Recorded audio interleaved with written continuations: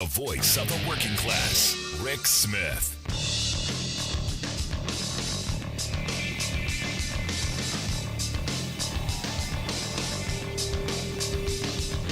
And welcome, brothers, sisters, working class heroes.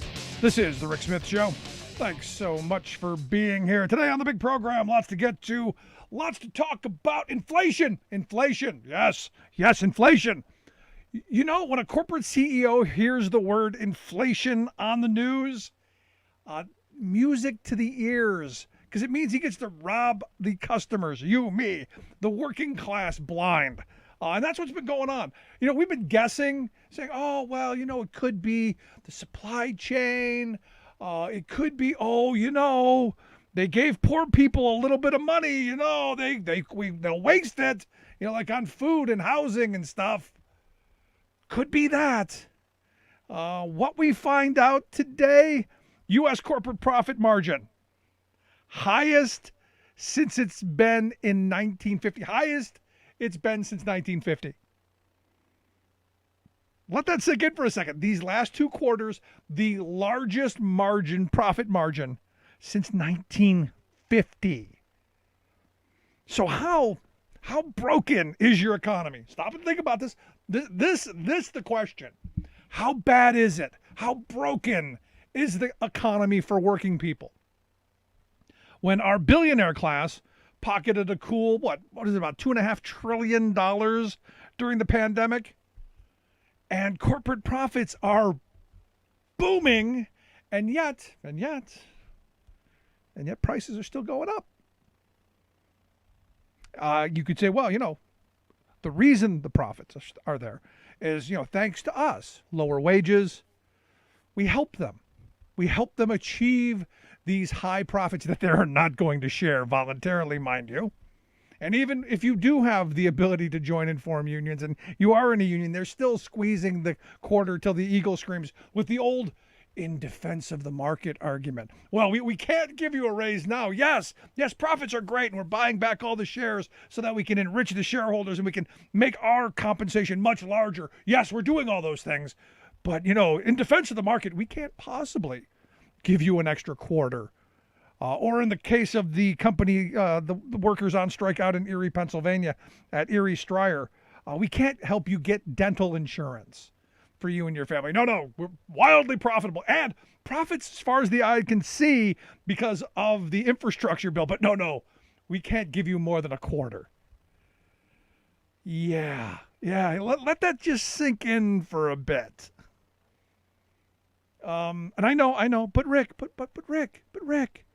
the reason the profits are so high is because COVID. It's COVID. COVID's lowered their expenses. They don't have to rent office space. They don't have to rent office chairs. They don't have to put coffee in the coffee pot anymore. No, they don't have to do those things. They don't need employees anymore because we got all gig workers. It's great. And where that doesn't work, we just automate. That's the reason the profits are so high. Or my favorite, they can get customers to do free labor in restaurants and in supermarkets by making the customers do their own checkout to reduce their labor costs, which has always been a pet peeve of mine, and one that I'm hoping, I think I'm going to lose this one though, and someday we go back to. Because again, the prices don't seem to ever be coming down, and yet we're told, the companies are trying. They're trying. Like the oil companies. This is what set me off today, just so you know. I saw this report over at The Guardian. Headline read, exclusive. Oil companies' profits soared to $174 billion so far this year as gas prices rose. And they point out that Exxon, Chevron, Shell, BP, and the rest of the 24 who produce the world's oil. You may remember they weren't thrilled about increasing production because, hey, we want to make sure there's some scarcity while we're buying back some of the shares and we're divvying out money to the shareholders. They made, in the first 9 months of this year, $174 billion. Now, in the third quarter alone, when the oil prices really went up and when everyone was screaming, Joe Biden's fault, Joe Biden's fault, that's all Joe Biden's fault. In the third quarter, the 24 big oil, more like just a handful, Exxon, Chevron, Shell, BP, but those 24 companies made more than $74 billion. From January to September, $174 billion. Now their argument, I love this argument. It's because the cost of oil went up. The rising cost of oil made their profits go up. That was according to Exxon, who in the third quarter, $6.75 billion. That was their arguments. BP too, they made $3.3 billion in the same period. Maybe I'm missing something here, but the cost goes up, so you raise the prices. Your profits should either stay the same or go down a little bit because you don't want to gouge your customers now, do you? It shouldn't be that the costs go up, the prices of gas go up, and the profits go way up, massively up. That's not how this works. Well, it is if you're an oil company. That is absolutely how it works because, look, we're right now paying the highest prices we paid in, I guess, 7 or 8 years. And that has everything to do with, well, good old-fashioned American corporate gouging. And like I said, when corporate CEOs hear inflation, they go, oh, excuse. They've used this COVID as the greatest excuse to go and gouge and rob people. Because they know, hey, you need gas to get to work. Hey, you're going to need those groceries because you got to feed those kids. You're going to need that energy because it's going to get cold. They got you, man. They got you by the short hole, and they know it. They know they've got you. So they're going to gouge. And this is why I was, weeks ago, I was happy that Joe Biden said, hey, we're going to put somebody in charge to look into the gouging. I'm hoping there's a perp walk parade. Oh, I would love to see that because it's what we need. But more importantly, we need, a major reset in our economy. For instance, over the weekend, this group called the New Economy Project out of New York City, they came out with a piece that said, J.P. Morgan Chase, just J.P. Morgan Chase, extracted. I love the word extracted. It's a nicer way of saying robbed, steal, theft. It's a nicer way of saying, reached into your pocket and grabbed it. But they extracted $1 billion from working class New Yorkers in overdraft fees and penalties. Now, this is just New York City.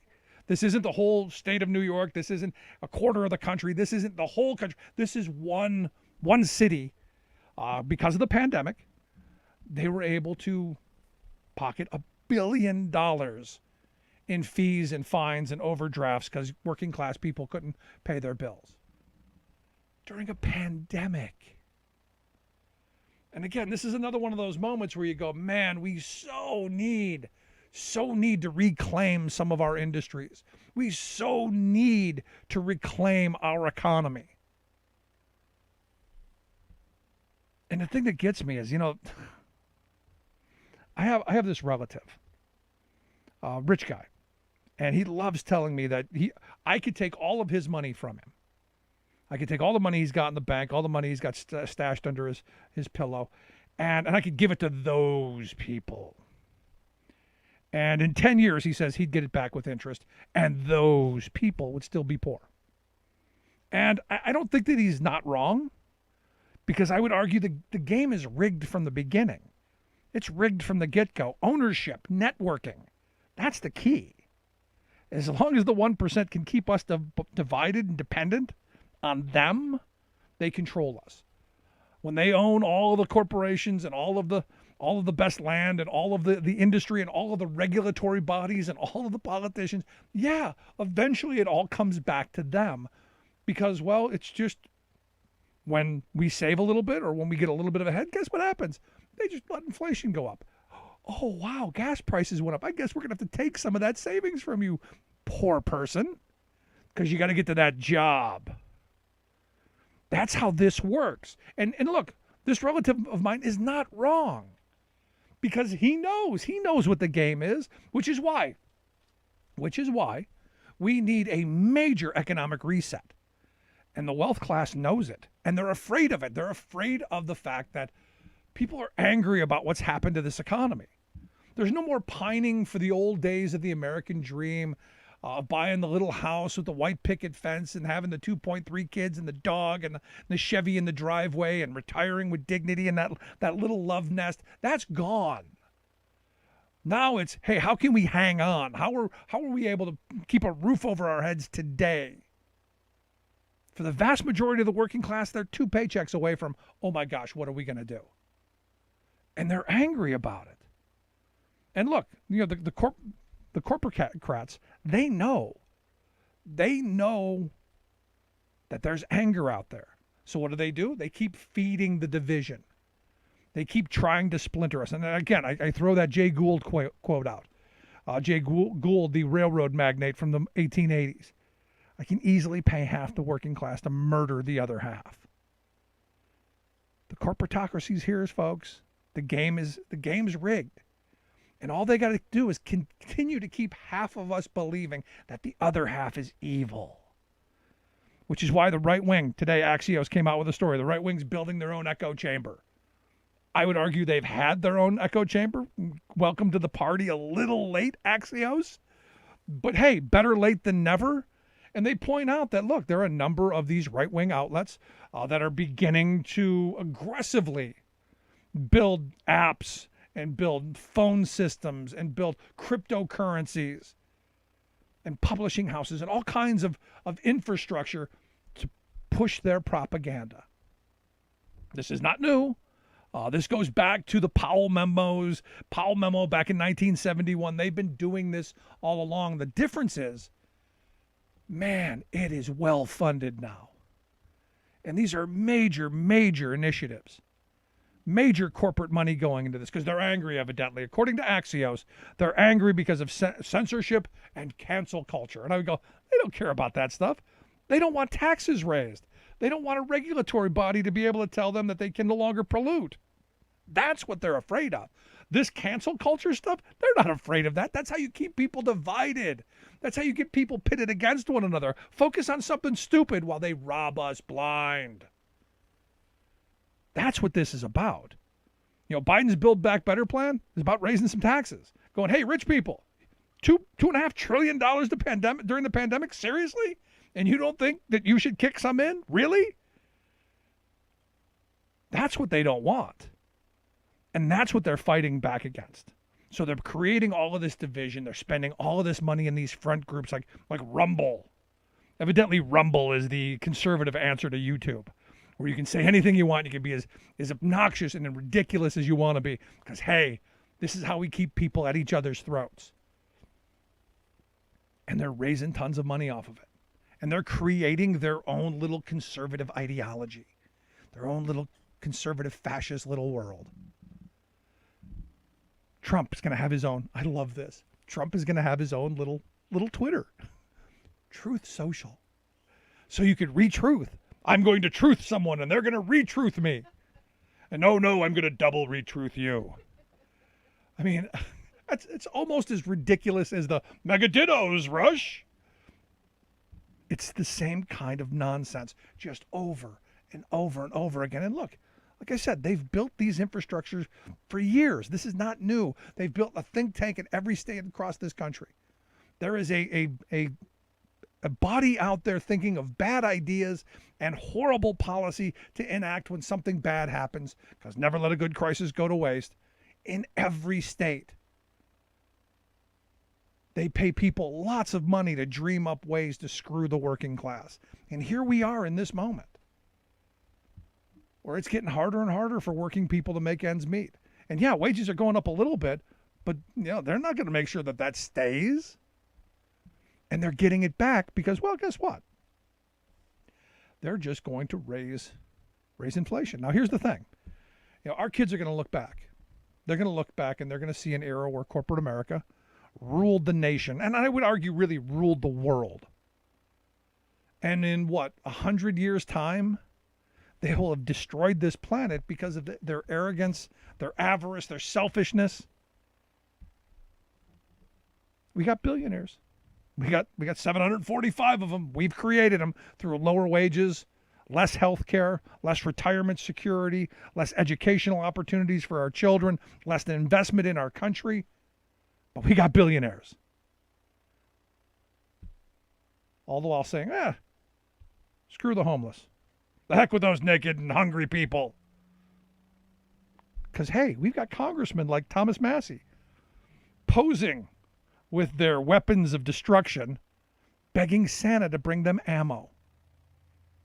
So much for a Christian country. So much for the values of Jesus.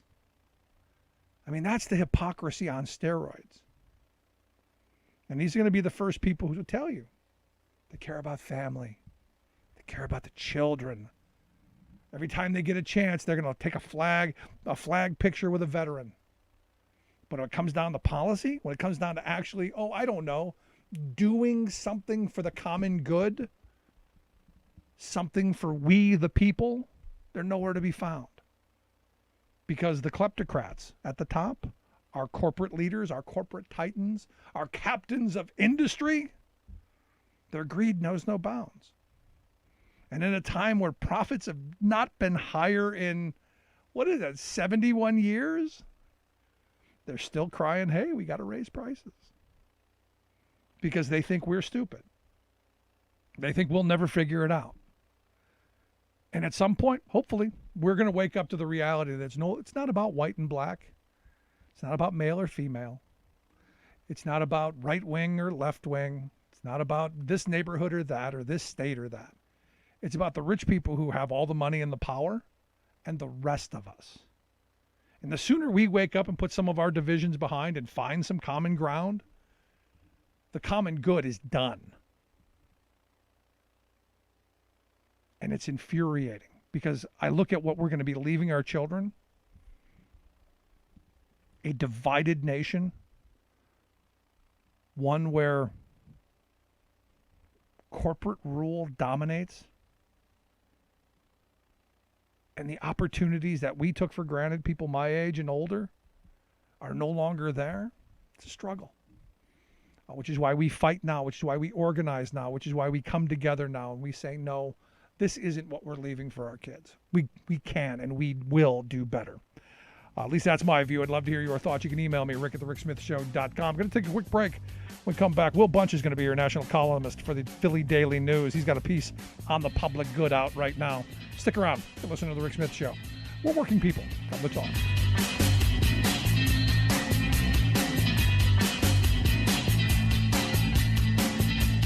I'm Rick Smith, and this is Labor History in 2.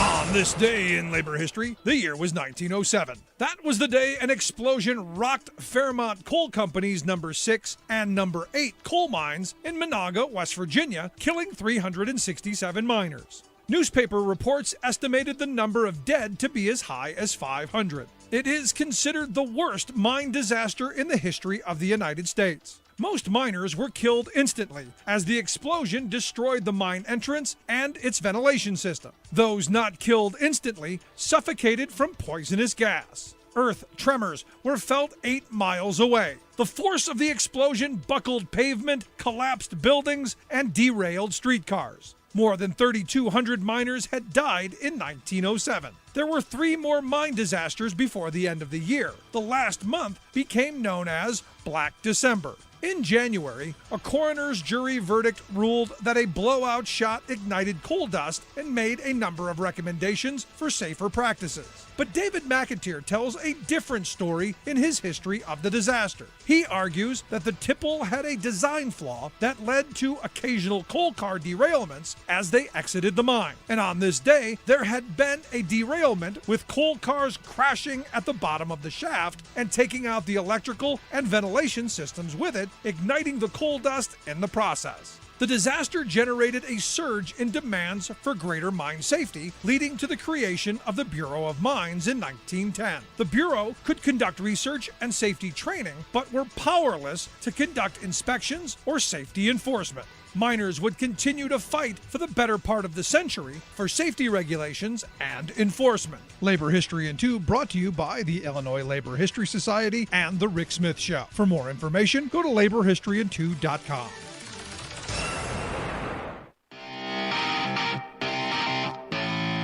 Welcome back to the Rick Smith Show. Now, here is Rick Smith.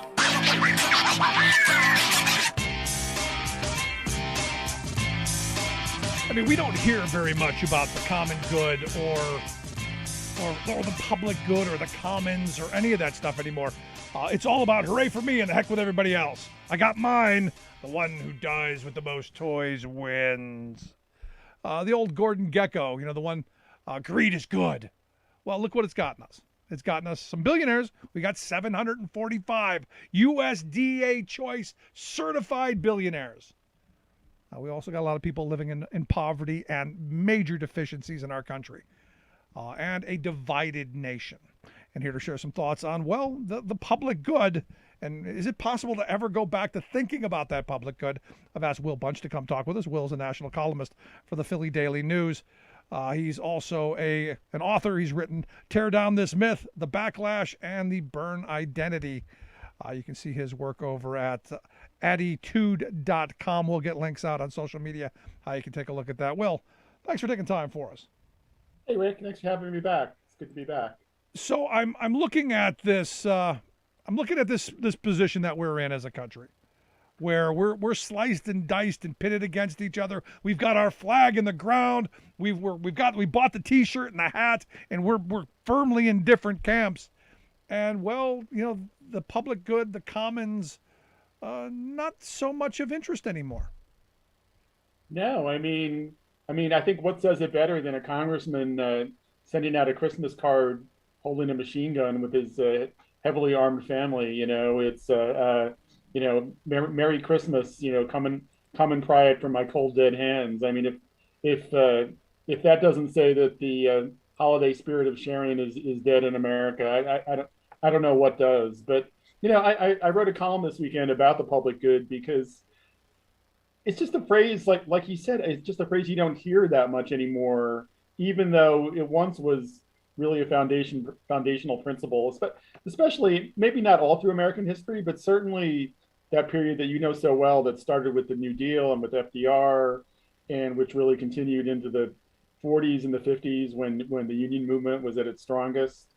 So many ideas in our system were about how do we share, we share the responsibility as taxpayers and we share the benefits and everybody wins, and we, still have that for certain institutions, and we all accept the fact that we all as taxpayers fund public education through grade 12, through our property taxes or whatever, because we all know that society would be a mess if we didn't educate children up to a certain age. But yet, in this day and age, people really need some sort of education. And when I say education, I'm speaking broadly. I don't necessarily mean classroom education, although I certainly do for a lot of people, but or trades education or vocational education or just a head start in their careers. I mean, that also should be part of the public good, but instead we have this privatized dog-eat-dog college system where you're told you have to go to college to get almost any kind of job, that pays a living wage, and but you can't do that without borrowing tens, if not in some cases, $150,000, or you cannot go, and society is going to brand you as a loser. And that's the privatized America that we've created since the 70s and the 80s, since the heyday of Ronald Reagan. Yeah, I mean, the hooray for me era really brought all this. And look, I say all the time, my grandfather, who, made a very good living as a truck driver, told me when I was 18, if you end up driving a truck for a living, your life will have been a failure. Because he even bought into this. Hey, you got to go to college. You got to get a good job. You got to wear the white shirt, sit in the corner office. That's the only way that you're going to be able to get ahead and your generation's going to get ahead. And, they bought that, and they saddled us with this. That work was somehow bad, that we needed to do what we were being told because that's what was being filtered down from above. Yeah, I mean, you compare, and this whole public good notion filters through so many different areas. Healthcare is another prime example, and so many other aspects of public policy. But I think the college thing is really particularly particularly instructive because if you look at other countries in Europe, for example, a couple things. One, in most European nations, there's either no tuition or very little tuition to attend college, and yet, of course, not everybody in those countries goes to college, but they also have a great system of apprenticeships. People learn other skills besides college coursework, and once you get those types of jobs in a country like Germany, for example, they have a system where people have more say in the workplace and more input into how their companies are run. They get 5 or 6 weeks of vacation, they get paid family leave, and they get respect in society. They're not disrespected the way that truck driver who didn't go to college might be disrespected in America. So, I mean, I also focus on college a lot because, as I think and the readers of my column know, I just spent the last year working on a book project looking at this whole college divide in America and how it kind of caused our political divide. And in researching this, I came to find that there really was a time around the time of the GI Bill and at the end of World War II, and then right after that, when college enrollment was taking off, when there was a real debate in this country about how we could make college education a public good so that everybody could attend. And the idea was that an educated society would be a better democracy. It wasn't only for getting jobs, although that was part of it, obviously, but it was also so people could by being better educated, would be better citizens, better informed, better voters. And but after the backlash of the 1960s and 70s against campus protests and against liberalism that ushered in Ronald Reagan, who made his career fighting against the University of California, which had been free. We privatized college. We just cut off this entire conversation about making college in a public good as a public good. No, and, you cited in your article a fact that I've used a number of times as well, because here in Pennsylvania, as I understand it, the Commonwealth picked up about 3/4 of the cost of tuition, 30 years ago. Whereas today they're only picking up a quarter. I mean, you're talking a massive redistribution of wealth from working class people back into a system that just 2 generations before didn't get saddled with the same kind of costs and debt, which is what's caused a massive explosion in student loan debt amongst working class kids. I mean, it's crazy. Yeah, right. If you're from a working class family in Pennsylvania and you want to attend a state university like Westchester or Kutztown or Slippery Rock or one of those schools, your cost to attend every year, when you include things like room and board as well as tuition, even subtracting whatever grants you might or scholarships you might get, is about $15,000 a year. This is for a working class family. Like, for a working class family to somehow find and shell out $60,000 over 4 years, it's not going to happen. And so they end up borrowing the money, and often the way these debts accumulate, within a few years, people actually owe more than they originally borrowed, not less. And the total college debt in this country right now is $1.7 trillion. No other country in the world has anything like this. I mean, it's insane. It's absolutely crazy. You're listening to the Rick Smith Show. We're here with Will Bunch. Will's a national columnist for the Philly Daily News. Check out his stuff at attitude.com. We'll get links out on social media. You can take a look at that. You got a question or a comment for Will, give us a call, 1-866-416-RICK, 1-866-416-7425. You wrote another article that I found interesting about the shootings in Michigan, and then you brought up the picture of Thomas Massey, the Kentucky representative, who took such a wonderful picture with his family with bright smiles and AR-15s and big guns begging for ammo from Santa for Christmas. And one of the things that I agree with you on is the poison pill of this country is this fetishized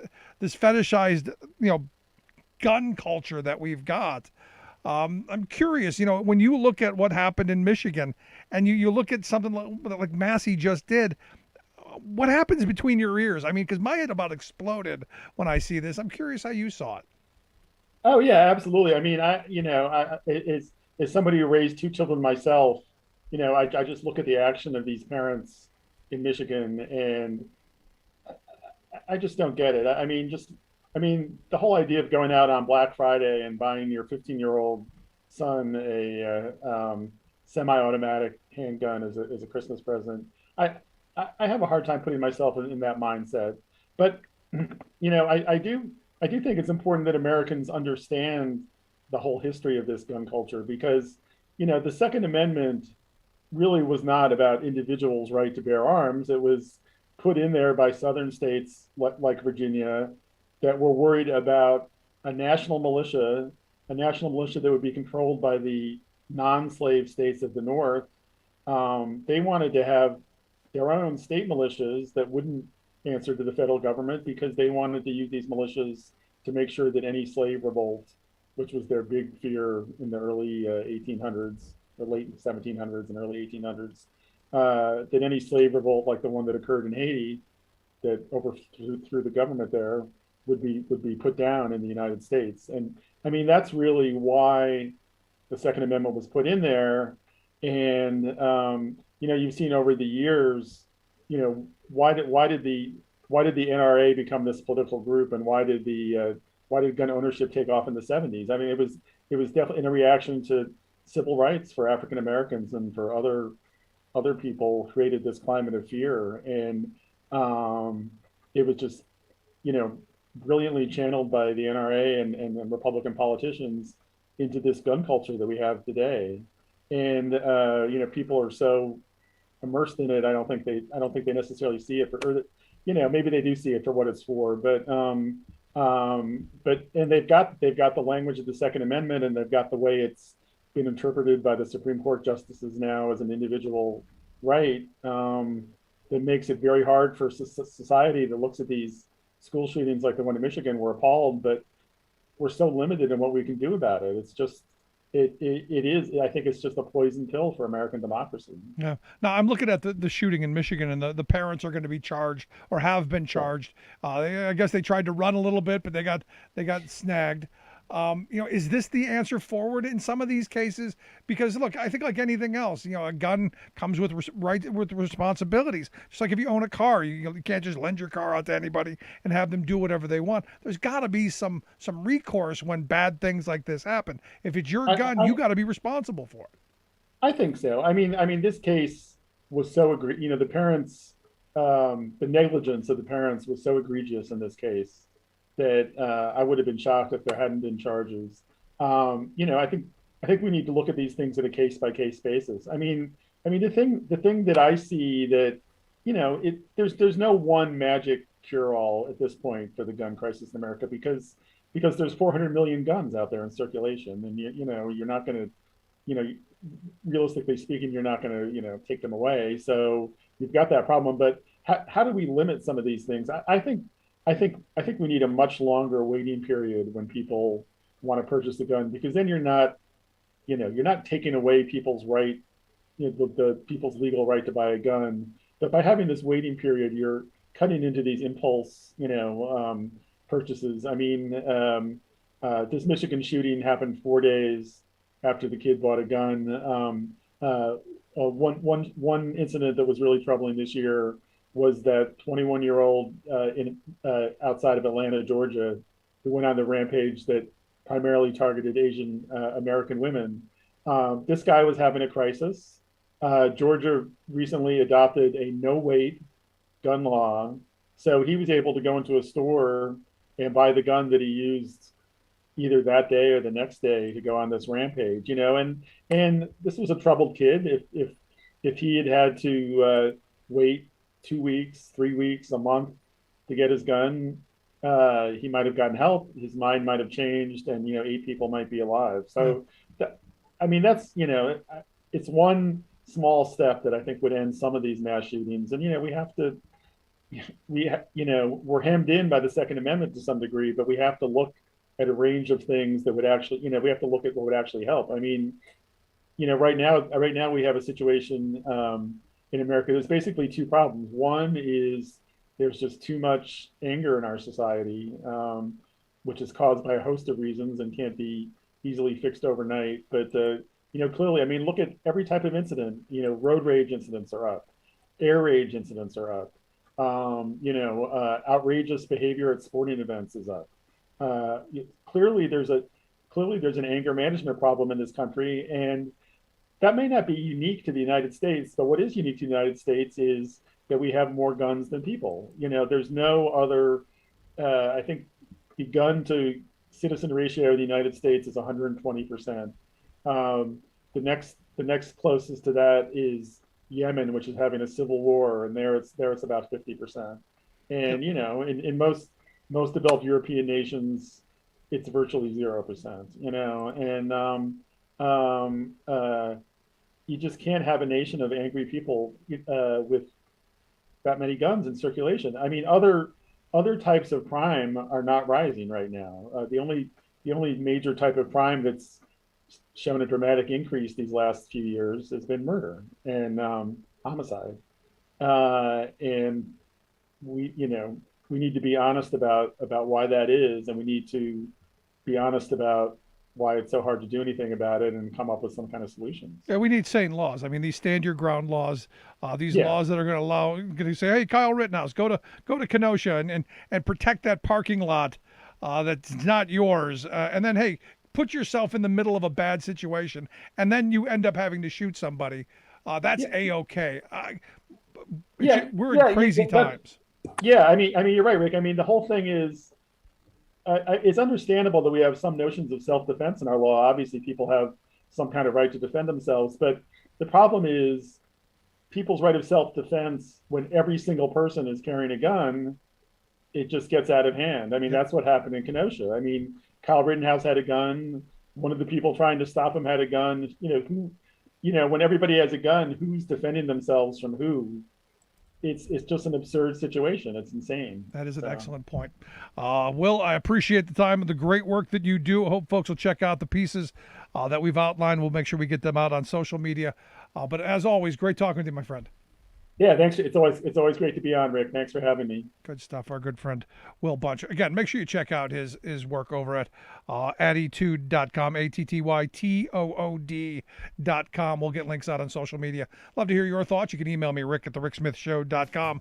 Gonna take a quick break right here. Stick around. You listen to The Rick Smith Show. We're working people. Come to talk.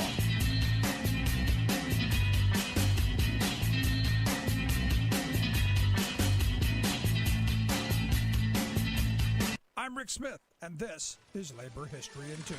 On this day in labor history, the year was 1869. That was the day black workers met in Washington, D.C. to found the Colored National Labor Union. 214 black trade unionists hoped to work toward equal representation in the workforce. They also demanded anti-discrimination legislation, federally funded education, and the fulfillment of the promise of 40 acres and a mule for Southern farmers. 34-year-old black caucur Isaac Myers was elected the organization's first president. He had organized black caucurs in the Chesapeake shipyards. Myers hoped to lead black workers into the National Labor Union, an early effort at building a national labor movement. National Labor Union founder William Silvis insisted there should not be distinction of race or nationality among the ranks. Myers added that white and black workers must come together in solidarity and organize for higher wages and living standards. Many members of the National Labor Union were not so progressive when it came to integrated unions.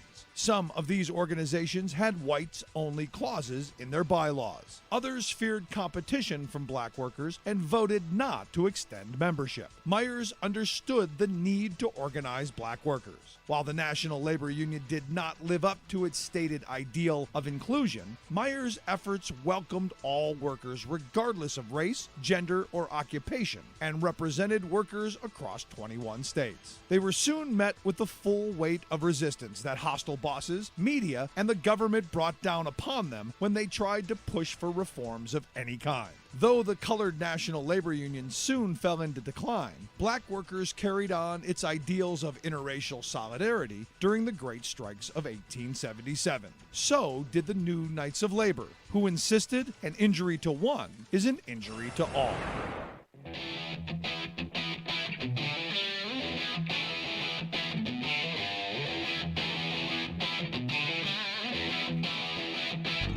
Welcome back to the Rick Smith Show. Now, here is Rick Smith.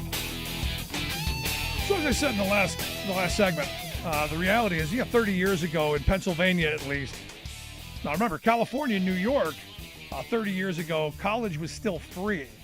You go back to before Reagan, it was completely free. If you were a resident, you didn't pay for anything.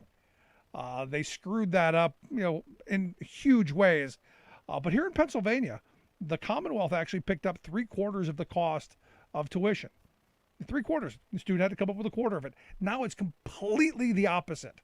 The Commonwealth picks up about 1/4 of it. The student picks up 3/4. And you wonder why we have the debt crisis we've got amongst the millennial and younger generations. And no wonder they're ticked. I would be too.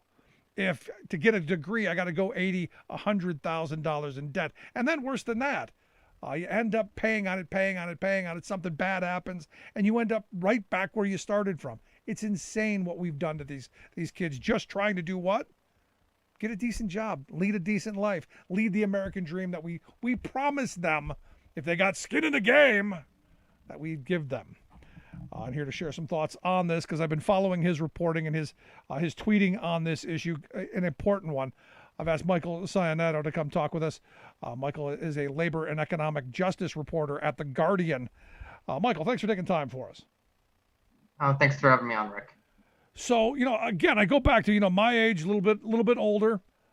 People, it was a much different environment for college debt. Now I feel sorry for someone who's going to college this year, 5 years ago, the amount of money that they're being saddled with and the predatory nature of the loans that they're getting. It's unconscionable in my view. Yeah, it's really depressing to just hear from people of all ages, because you have parents that are trying to retire now and can't because they took out these Parent Plus loans to put their kids through schools, and they're stuck with $1,000 a month payments or more, and they can't afford to retire because of it. And some of the people I've talked to have had those experiences, ranging from people who have just gotten out of college who can't afford to pay them, and once they start getting a salary where they can afford to make payments, they look at their principal and all this interest is accrued, so that they're winding up paying 2 to 3 times more the actual amount of what they took out of the student loans. It's just a huge burden. It's preventing people from being able to buy homes, from being able to have kids. That's my personal experience, having graduated less than 10 years ago. I think it's something that more and more people are coming out of college and realizing that this is a huge issue, and it's only going to get worse. It's only getting worse because every time you look, every few months, the amount of college debt people owe, it's over 1.8 trillion. Now, even just a few months ago with these pauses, it was 1.7 trillion. Last year it was 1.5 trillion. And that's from 2004. I think it was only, I think it was under 500 billion. So this amount of debt keeps ballooning and ballooning, and most people can't pay it. Even before the pandemic, around 51% of people were in default, in forbearance, or were not making payments because they can't afford to. And with the prospect of the pause on federal student loan payments restarting at the end of January, a lot of people who had that relief for a year or two during the pandemic are kind of fearful now that they're going to be saddled with a $300 a month payment or more, especially if their income has changed over the course of those 2 years. Yeah, no, one of the things that I looked at you had tweeted out that I thought was really interesting was this person, the original loan was like $70,000. They had paid like 90 and still owed like 160. And I'm going, how does that work? Explain the math and what happens to someone. Because look, I understand, hey, you lose a job, something comes up, maybe you get hit with a couple of penalties. I kind of get a little of that. I don't know how you start off with one amount, pay actually, almost 1.5 times what you paid back, and then own more than double on the other side. I have no idea how you get to this. And oddly enough, a lot of the responses from people were like, no, this can't possibly be. There's this myth out there that student loans can only be for 10 years. There's a lot of nonsense that's out there that's not anywhere close to accurate. But I look at this and I'm going, how is it that you paid almost 150% of the loan and you owe 200% more? I don't get it. Unfortunately, from a lot of people I talk to, it's not an anomaly. With this particular person, they're a lawyer in North Carolina. So they make a good amount of money now, but when they just got out of law school, they had that $72,000 in student loan debt and breaking into the legal profession. They couldn't afford to make payments the first 2 years. And during that time, interest rates for student loans are already pretty high just for federal loans. If you are taking out private loans, they average over 10%. And that can really accrue very, very, very quickly. And that's what happened. And now this woman is stuck with paying $1,400 a month and is barely breaking into that principal. And all the while, the interest is getting added onto the principal, and the interest that's already accrued is adding onto that. And that kind of gets people stuck into a cycle of debt where they're either stuck paying this forever or left to, figure out, what to do, whether to go in forbearance and let it get worse. And I've talked to people who have actually got to the point where their wages are being garnished. People's social security checks are being garnished. In 2015, the Government Accountability Office did a study, and they found 40,000 people were getting social security checks garnished. And those are people where, when they were taking out loans, unless they were taking out loans for their children, like we were talking about before, the cost of tuition were negligible compared to the costs now. And what the government was subsidizing. Per pupil in the late 80s, I think the federal and state government subsidies was around $8,000 per student. Now that's closer to $2,000 per student. So now that more kids are going to college, the funding at the federal and state level really hasn't kept up with that. And you've seen a lot of cuts in higher education across the board. And that's why you see this rise in the use of adjunct professors who are barely getting enough money to make ends meet, and all these other issues, going into the labor aspects of higher education.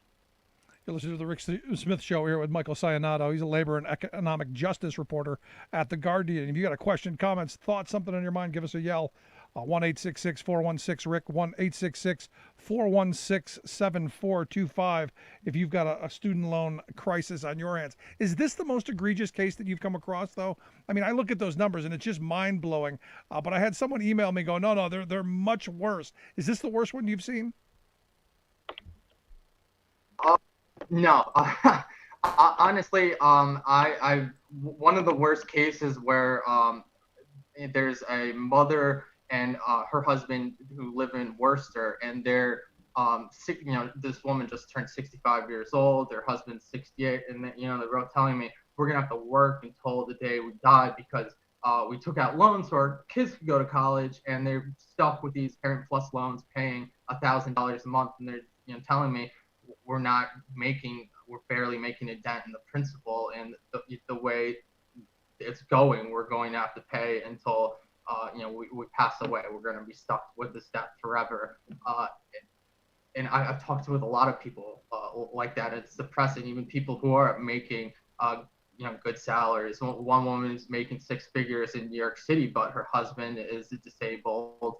She has a son that she's taking care of, and she's making over $1,000 in student loan payments. And she's telling me, I'm going to be they're going to garnish my Social Security if I eventually am able to retire, because the payments are just so high, and the principal and the interest is so high that you can't keep up unless you win the lottery or something and can pay it off all at once. You get to a certain point with this debt where that's the case. Unfortunately for a lot of people, millions of Americans are dealing with this. Over 44 million Americans have student loan debt, and if you went to graduate school, the amount of debt you're dealing with is going to be in the six figures. That's crazy. It's crazy what we've done. And this is where policy has created this crisis, and policy is the only way I see us getting out of it. And I said from the beginning, the fair way to go about this is to say you took out, $10,000, you got to pay $10,000 back. The federal government should be buying up these loans and saying, look, you took out 10 grand, you got to pay that back. Maybe 1% interest or a little bit of service interest, but the kind of obscene fees and interest that we've seen, this predatory system that's set up for people who just want to try and lead a decent life is well, it's ridiculous. I think it's criminal, but it's not good for our society. It's not good for a nation that needs an educated workforce. No, not at all. I think it really incentivizes people to go into jobs where they're going to make a ton of money, rather than doing something that's going to be publicly beneficial or something that might be their passion, and it might it deters people from pursuing higher education, whether you can't afford to go to college or you can't afford to go to grad school. Even my personal experience, my girlfriend had to take a year off to get ready to go to grad school, just to have the money to be able to do that. And looking and navigating that academia area, it seems like a lot of people that are pursuing these master's degrees and PhDs are ones where their families have enough money to subsidize their income, because you're going to take out a huge amount of debt to get that education, but you need to take out income, or you're getting paid, so little, maybe $20,000 a year or less, to teach, to subsidize your income while, conducting research or, taking classes and things like that. And it's really unfair to a lot of these people, especially a lot of these institutions that pride themselves on diversity. And it's a huge thing in higher education that people talk about diversity and opening opportunities to lower income and more diverse background. And that's not what we're seeing. And we've seen it with studies on the racial wealth gap when it comes to student loans. Brookings did an analysis a few years ago when Black college graduates come out of their 4-year program, they have over $7,000 more in debt than the typical white graduate, and then in 4 years that gap explodes to more than $25,000 and more than triple the amount. So, and why did they say that happens? They said they've attributed it to not only just the type of loans that these graduates are able to take out, but the interest rates that they're able to take out. So and then it goes to discrimination. The banks are the ones running these loans and funding these loans and profiting these loans. Sallie Mae is obviously the biggest well-known student loan vendor in the U.S. Those people are making tons of money off of this industry, and the people that are paying the price are the people who can afford the least to be able to attend college, and those are the people who need those opportunities the most to be able to Yeah. Well, look, Michael, we've got 745 billionaires. We need to create a couple more And if it means we saddle the next generation with massive debt to get there, maybe by gosh, that's what we got to do. This is why I hope the younger generation is angry and voting because policy got them into this mess. I think policy can help get us out. I think Joe Biden has got to do something. He made some campaign promises that hopefully he's able to do something on. But reality check, the Republicans are not going to allow anything to happen, which is weird because I'm sure that they know people who have student loan debt as well. It's crazy stuff. I did want to ask you another question because you've done some extensive reporting on the Starbucks, and this is a complete 180, but it's also in the economic realm. I mean, these are people who, they need a family-sustaining wage like anyone else. I guess Thursday we may find out how the vote's going to go. What are you hearing about Starbucks up in Buffalo? Well, the first 3 stores of 6 stores in Buffalo filed for union elections. The first 3 stores that did so, their votes are expected to be tallied. And as soon as they announced publicly, Starbucks sent dozens and dozens of corporate executives to just swarm the Buffalo area, hold these really aggressive captive union audience meetings, basically spam workers with anti-union messaging. It's been, really, really egregious, almost similar to what we saw in Bessemer with Amazon, just renting out hotels to pull people out of work, shut down stores. They're shutting down stores to remodel the stores.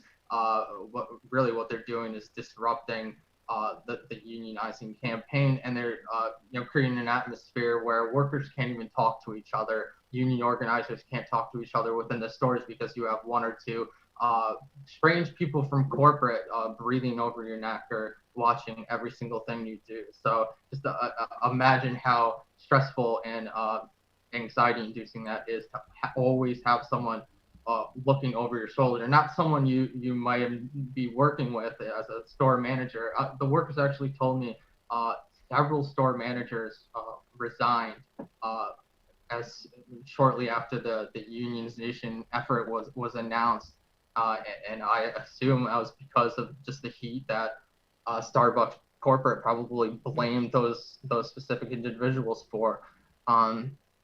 And for the widespread problems within these stores. The workers have been talking about understaffing, having to do multiple jobs, work the drive-through, make drinks, keep up with the drive-through rates, all the while, customers are barking orders. You're getting orders from the digital.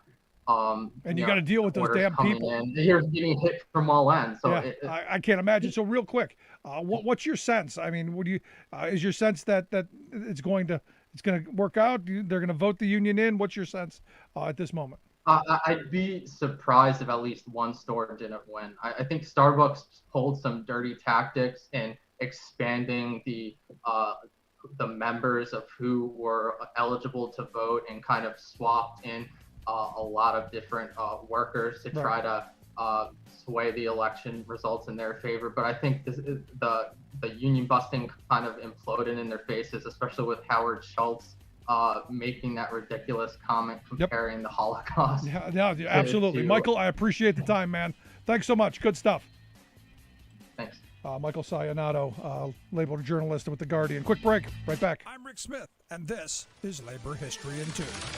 On this day in labor history, the year was 1897. London became the world's first city to license motorized taxi cabs. More than a century later, cab service has seen many changes. Today's taxi drivers are an important sector of workers trying to win union recognition. The National Taxi Workers Alliance, organized in 2014 in New York City. It is affiliated with the AFL-CIO. Traditionally, each taxi cab driver in the U.S. has been classified as an independent contractor. This means that a taxi driver union could not appeal to the National Labor Relations Board for recognition of its right to represent workers. But this didn't stop the determined taxi cab drivers.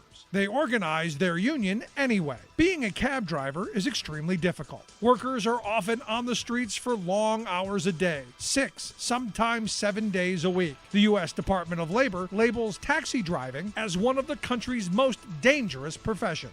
Taxi workers are forced to buy the fuel that they use and pay high lease rates for their vehicles. Most taxi workers also must lease medallions, which are the permits required for cabbies to pick up passengers. As independent contractors, the taxi workers are on their own to buy health insurance. Jamal Hussein, a National Taxi Worker Alliance member and taxi workers, said, "All the risk is ours. If gas prices rise, we earn less. If it's a slow day, we earn less. But the company gets its money no matter what."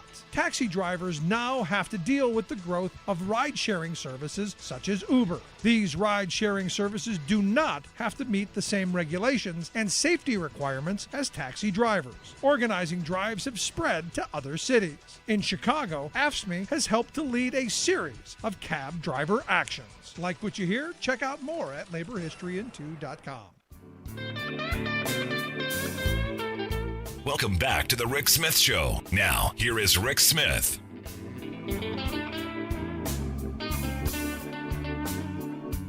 So, interesting weekend in Washington, D.C. Had hundreds of white supremacists, or as the article reads, hate group Patriot Front goose-stepped their way through downtown Washington on Saturday. They were beating a snare drum, carrying shields, American flags, some of them upside down, others bearing the Patriot Front logo, and a large banner reading "Reclaim America."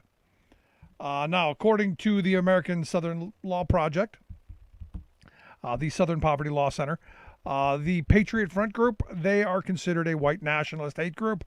Evidently, they spawned out of this Vanguard America group. Don't know much about it. And that, I guess, splintered out of the 2017 group, that guy who killed Heather Heyer at the Unite the Right rally in Charlottesville. This is how we get to this place of another crazy right-wing hate group having a weird march where they have their uniform, the khaki pants. Yes, that is the new fascist outfit. The blue kind of jacket, vest, and a white mask. And all I kept thinking about as I'm watching these idiots march is doing their goose step thing is, where's Jake and Elwood when we need them? And if you don't get the Blues Brothers reference, you need to go watch the Blues Brothers.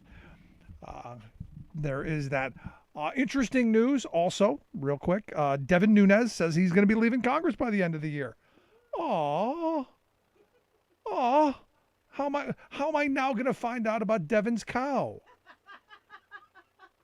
Now I'm going to miss it. And you go, but where's Devin going? Well, evidently Devin's going on to greener pastures. Him and his cow. He is going to become the CEO of Trump Media and Technology.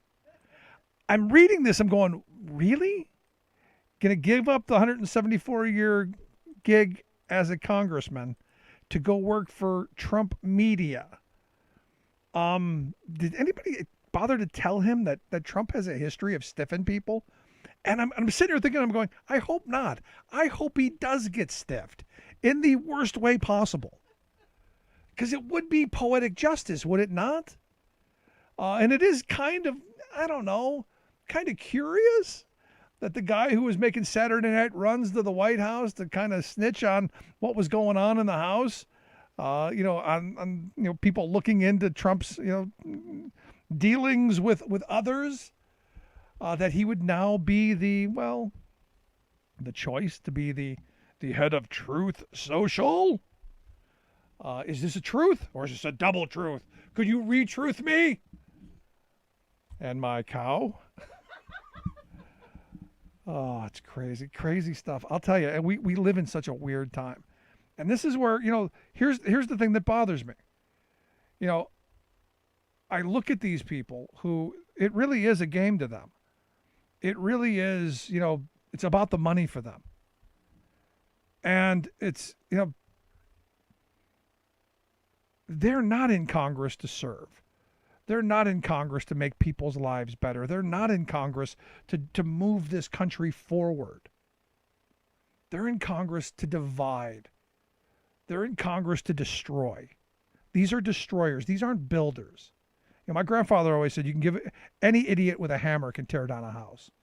It takes a craftsman to actually build one. You need to know what you're doing. So is it surprising that Lauren Boebert and Marjorie Taylor Greene and Matt Gaetz and that the Cawthorn kid from North Carolina, that they're super popular with the radical fringe? No, it's not surprising, because they don't know anything other than outrage. They don't know anything other than, hey, how can we be divisive, and destroy things? There isn't a piece of legislation between any of them. I've yet to see a piece of legislation that they've proposed that would make working people's lives better. And this is my problem with the Republican Party. And I hope there are Republicans listening. I want to reach out to you. I want to talk about policy. I want to go, hey, how do we make this a better country? How do we keep our kids safe? How do we have better neighborhoods and better schools? How do I have to not worry about my kids every day when they go to school? Got an email today, that the middle school that my daughter goes to, there's a threat. We can't tell you what or who. We can't tell you anything because they have privacy rights, but there was a threat. So now I'm freaking out. I'm going, okay, what is it? I don't know. We can't tell you. Who is it? Can't tell you. All we know is that there was a threat in the school. And this stuff happens over and over. And what do the Thomas Masseys of the world do? They pose with guns around a Christmas tree. Because Jesus would be packing, wishing for more ammo from Santa. We are in the screwiest of screwy times. And the people that we call our quote-unquote leaders are lunatics, half of them. Look, I'm not going to say that the people in the past were saints, but things got done. And that's where I want to be, in this place where things get done, where I don't have to worry about our kids being able to go to college, that we'll be able to afford it. I mean, the reality of what we've done just to that one institution. I mean, we have privatized and robbed and thieved from generation after generation by handing more to corporate interests over the years. But student loan, this is one of the most egregious. The fact that you can get out of school and end up hundreds of thousands of dollars in debt. And yeah, maybe you get a law degree. But you know what the average salary for most first-year lawyers is? It's like in the $50,000 range. Are you going to be able to pay a $200,000 student loan back? No. Now, do we need more lawyers? Well, I would argue probably not. But the idea is we want people to go to school. We want them to get educated. We want them to have skills for the future. We want and need this stuff. And in past generations, we said, we need to fund that. And how do we do that? By having a sane, rational tax code. One that doesn't say, oh, Jeff Bezos, don't worry about it. You're good. Elon, don't worry about it. You're good too. You other 745 billionaires who pocketed $2.5 trillion during the pandemic, don't worry about it. You're good. Let those poor kids take out student loans. Much better. Skin in the game. Make them work harder. It's kind of like those hungry kids, they'll work harder. I mean, think how weird of a society we've become. And I'd love to hear your thoughts. 1-866-416-RICK, 1-866-416-7425. It's crazy to think that we're going to have a society of educated people who allow this system to happen. Now, the argument that I get, usually from people my age, who go, well, I had to take out a student loan, and I paid it back. You go, yeah, you did. And understand, here in Pennsylvania where I'm at, the reality is the Commonwealth picked up 3/4 of the cost. You picked up 1/4 of it. How about we flip that math around and you now got to pick up 3/4 of it? Oh, and by the way, you had a fairly stable rate and you got some forgiveness and you got a lot of things in there because we hadn't completely set it up in a predatory fashion because, hey, it wasn't all about the profit. We now live in a time where it is all about the profit. It's all about the kleptocracy. How much can we steal from the working class and make them think that, well, it's their fault? Because how dare you want to have an education? How dare you want to do better for yourself and your family? Now, look, I hope Joe Biden does something. He's going to have to do something. There's talk of in the House, I guess, of forgiving 50,000. There's talk of from the Biden camp of 10,000. I'm of the mindset, no, let's not do the forgiveness thing. Let's do the, how about we take some of this money that we're borrowing, because we can get it at really cheap rates. We don't even need to do this through a government agency. We can set up a private corporation to do this. We can borrow money from the Fed and in huge amounts at such a low rate. In fact, what they were doing during the years past, they were borrowing money at negative rates, which means they were losing money giving it to us just so it wouldn't deflate any further. We could take some of that, we could buy up all the student loan debt, and we can make people pay it back. Make them pay it back. None of the predatory stuff. You borrowed $10,000, you pay $10,000. If we need to go, okay, hold on. No, Rick, that's a bit too generous. We need 1%, maybe 3% for servicing, because we're gonna have to have people do this. Okay, that's even fair too. You're gonna pay a straight 3%. That seems sane and rational. This idea that I've heard people paying, 9, 10, 12%. I've heard people who, they took a break because they lost their job or they got sick or something happened, and then bang, before you knew it, they owe double of what they were at before. It is crazy what we've done. And yet there will be politicians who look us straight in the face and say, no, that's just someone who's getting skin in the game. It's just skin in the game. It's infuriating. It's angering. And until we figure this out, until we get to a point to where we do something better, smarter, we're going to keep screwing my kids, your kids, and future generations. For what? Because they wanted to have an education. Because they wanted to get a better job. Because they wanted to lead a decent life. Because they wanted to live that American dream that we dangled out in front of them. And said, sorry, snatch it back. It's absolute lunacy. And until we change things, it's going to continue.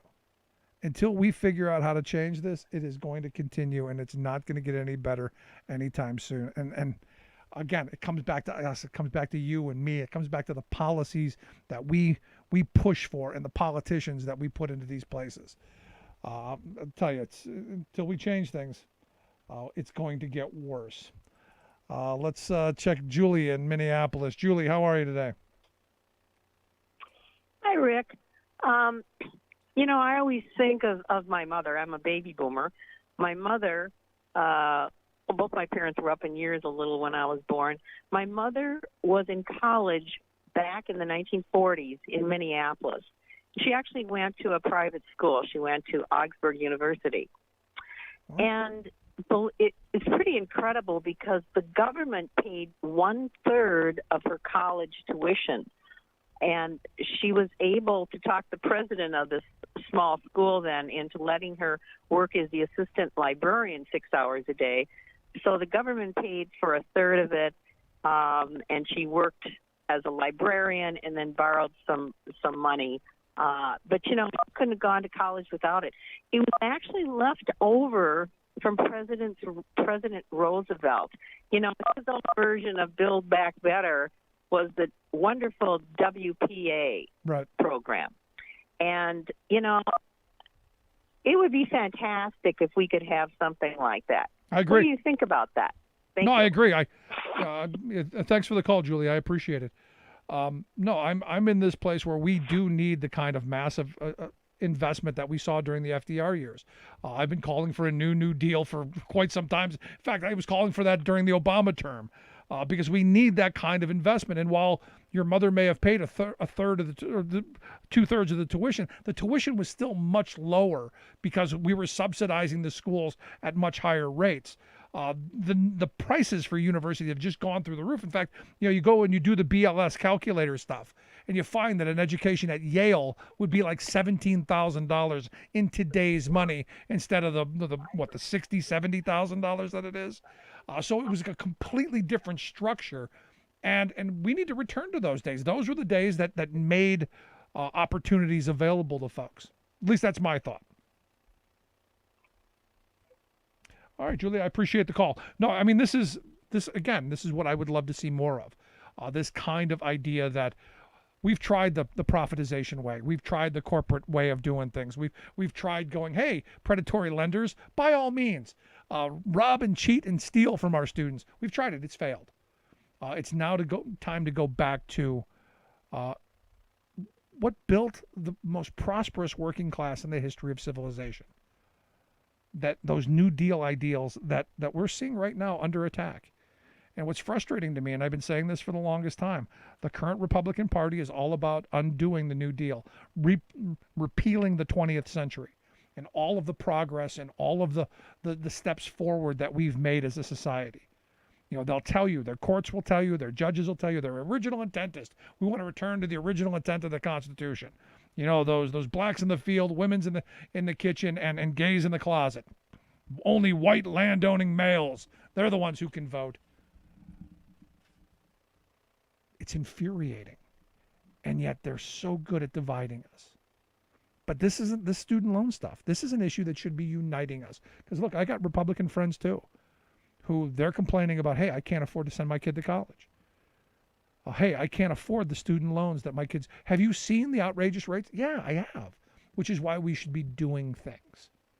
And this isn't just education. It's healthcare. It's retirement security. It's all of those institutions that were built out of New Deal programs. Social Security wasn't the main retirement plan. Social Security was an anti-poverty program to make sure that no one fell through the cracks, that you weren't eating cat food to survive. But you were also supposed to work and have a defined benefit pension and some savings. What's happened over these last 30 years, Reaganomics forward? Well, they've eviscerated defined benefit pensions and your savings. Those have gone too because wages have been declining for 30 years. And until we wake up and say no more, and I'm so optimistic right now because we are seeing people who have said, I've had enough. We are seeing people who are angry, and I'm hopeful that they'll get angry at the right stuff. I'm hoping that they'll get angry in a direction that says, let's get something done. Now, I see the idiots marching through Washington with their khakis and their blue vests and their white masks and their little uniforms, goose-stepping their way through because they're going to reclaim who knows what for their corporate overlords.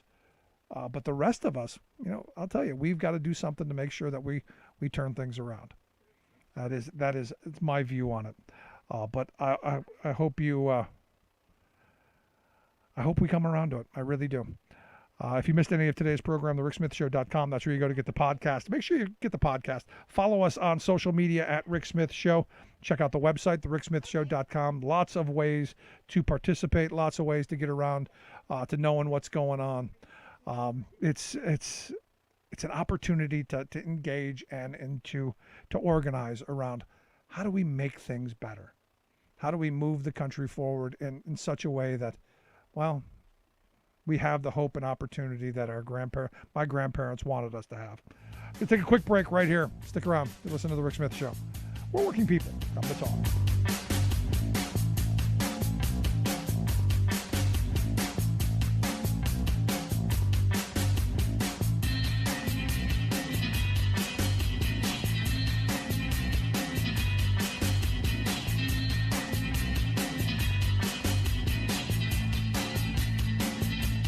I'm Rick Smith, and this is Labor History in 2. On this day in labor history, the year was 1907. That was the day an explosion rocked Fairmont Coal Company's number 6 and number 8 coal mines in Monaga, West Virginia, killing 367 miners. Newspaper reports estimated the number of dead to be as high as 500. It is considered the worst mine disaster in the history of the United States. Most miners were killed instantly, as the explosion destroyed the mine entrance and its ventilation system. Those not killed instantly suffocated from poisonous gas. Earth tremors were felt 8 miles away. The force of the explosion buckled pavement, collapsed buildings, and derailed streetcars. More than 3,200 miners had died in 1907. There were 3 more mine disasters before the end of the year. The last month became known as Black December. In January, a coroner's jury verdict ruled that a blowout shot ignited coal dust and made a number of recommendations for safer practices. But David McIntyre tells a different story in his history of the disaster. He argues that the tipple had a design flaw that led to occasional coal car derailments as they exited the mine. And on this day, there had been a derailment with coal cars crashing at the bottom of the shaft and taking out the electrical and ventilation systems with it, igniting the coal dust in the process. The disaster generated a surge in demands for greater mine safety, leading to the creation of the Bureau of Mines in 1910. The Bureau could conduct research and safety training, but were powerless to conduct inspections or safety enforcement. Miners would continue to fight for the better part of the century for safety regulations and enforcement. Labor History in 2 brought to you by the Illinois Labor History Society and The Rick Smith Show. For more information, go to laborhistoryin2.com.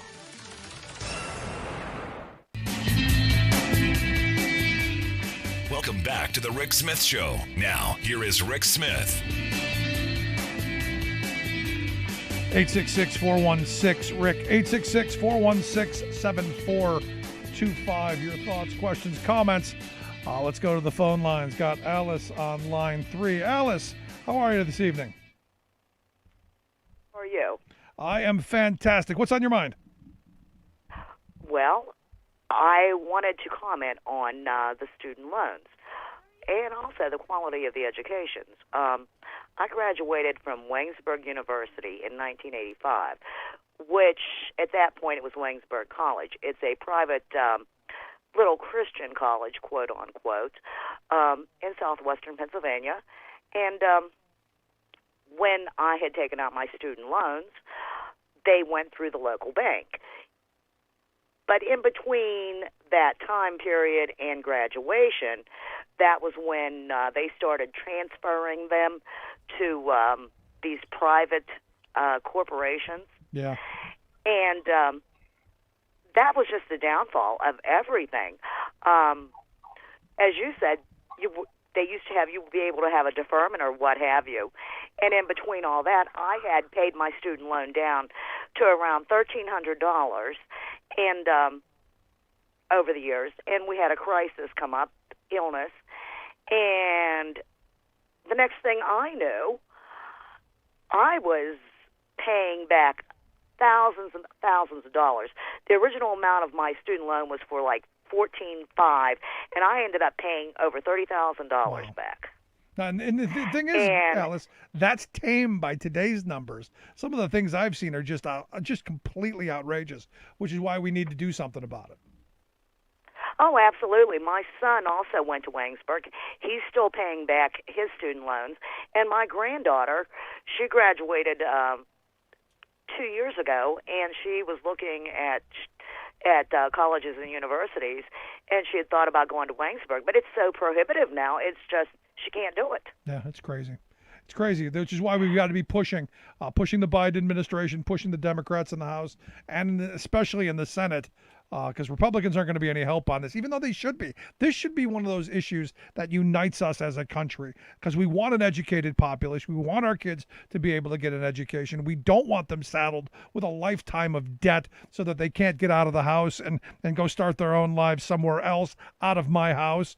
I'm making a joke, but we got. I knew that. You got a bunch of people who aren't crazy. able to move on. Yeah, it is totally insane. The way, and the thing with Republicans is, anytime that they say, "Oh, well, we can do better by privatizing," you just know that's going to come back and bite everybody else in the hind end. That's how we got here, Alice. That's how we got here. But thanks for the call. I appreciate it. Okay, you have a good evening. Great stuff, as always. Good stuff, Alice. This is why we've got to do something about it. We need smart policy. And speaking of smart policy, I'm excited by the fact that out in California there is going to be an initiative to push for an $18 an hour minimum wage. Our good friend Joe Sanberg, who is a business leader, investor, he's on the board of the Center for Health and Democracy. He's one of the co-founders of Aspire Bank. He's done all kinds of great stuff. One of the progressive leaders out there, but he's single-handedly at this point, it appears, pushing to get this initiative through, and that's why we've got Joe on the line. Joe, thanks for taking time for us. Yeah, thanks for having me. So why are you jumping in the middle of this? Why an $18 an hour minimum wage? What's up? Well, we've talked about this before. If the minimum wage had increased at the rate of productivity since 1960, it would be $24 right now. And California had been a leader in raising the minimum wage, but $15 is stale now in California. There are over 5 million people who are working at the minimum wage in California. Everyone knows cost of living here is really high. And frankly, 18 isn't enough. 18 is a compromise that we're taking to the ballot because we want to make sure we win. It really ought to be 24. Why are we doing this now? Because I think that people's empathy has been heightened after the pandemic, where they've seen that the workers that are helping us when we're most vulnerable, who are caring for our family members when they're sick, are also the same workers that are making crap wages and can't provide 3 meals a day for their kids.